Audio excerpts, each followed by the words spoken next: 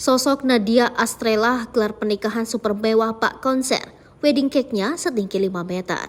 Sosok Nadia Astrela menjadi sorotan lantaran menggelar pernikahan super mewah bertema Disney Prince and Princess dengan judul The Kingdom of Hearts.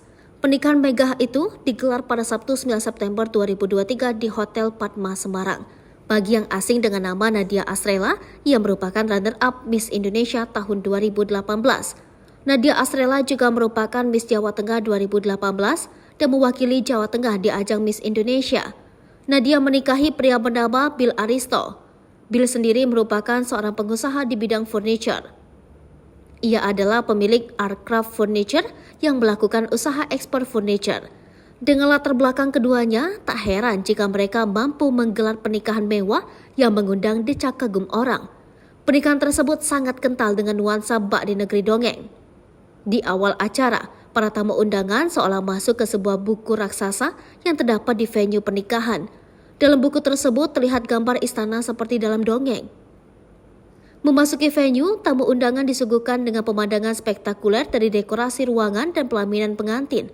Dekorasi dibuat layaknya sebuah istana dongeng sungguhan. Nadia tampaknya tak mau tanggung-tanggung membawa para tamunya memasuki dunia dongeng. Acara pernikahan juga berlangsung meriah bak sebuah konser musik. Selama acara berlangsung, MC kondang Daniel Mananta dan Natasha Manuela didapuk sebagai pembawa acara. Kemudian untuk hiburannya, Nadia mengundang Cinta Laura dan Bams. Bahkan untuk musik penggiring, Nadia tak puas hanya memakai band saja.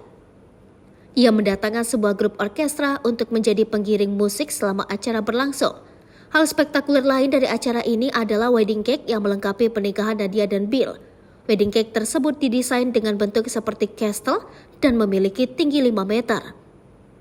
Kue raksasa itu dipesan khusus oleh Nadia di pembuat kue Eli Cake.